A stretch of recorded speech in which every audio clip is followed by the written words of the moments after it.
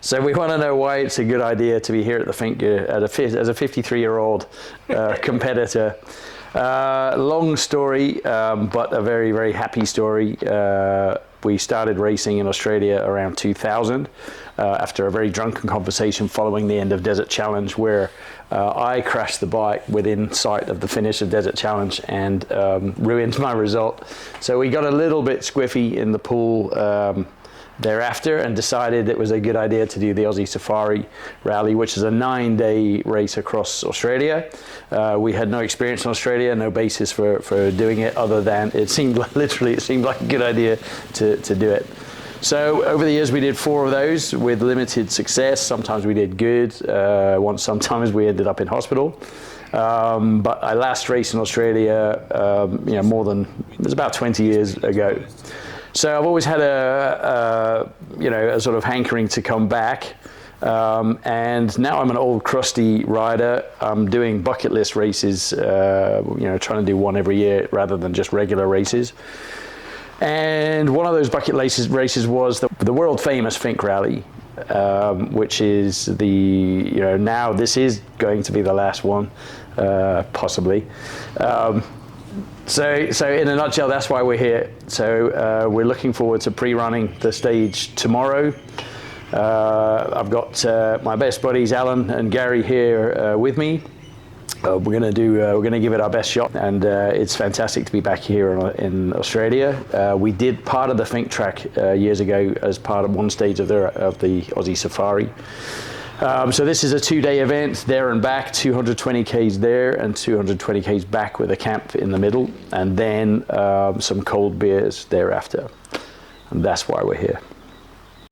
Very, very sharp edged, and it's only 15 k's. Yeah, we need some more compression on the back end for sure.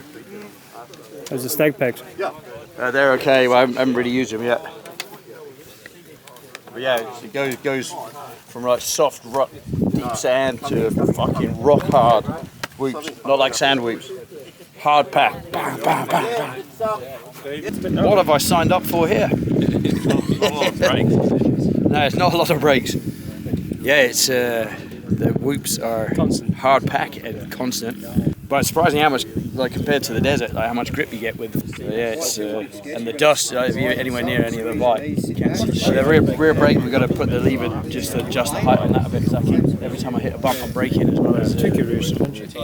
I didn't, and I'm used to it a bit now. So our fuel stop is at the 71 kilometre board. So obviously keep an eye out at 71 kilometre mark. So keep an eye out for the 70k board, and then we're 1k after that. The track changes direction here a bit, and you're changing the angle of the sun, and it's a little bit harder to see in a couple of areas. So just keep that in mind as well. It's like I said, just where we start heading sort of east-west, it makes the light a bit different. But anyway, we'll just get through this short section, and then we'll stop for some fuel at the actual race fuel stop and have a few snacks and stuff like that as well.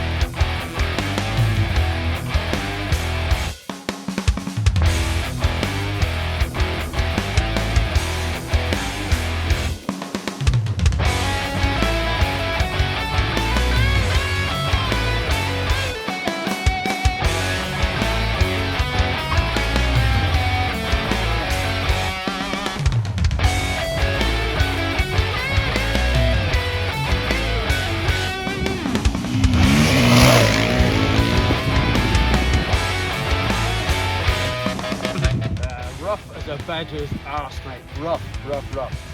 But that's combined 110 or so kilometers of it. So yeah, feeling okay. Didn't crash, but fucking rough, man. Fucking rough. Rough like the dog. Rough.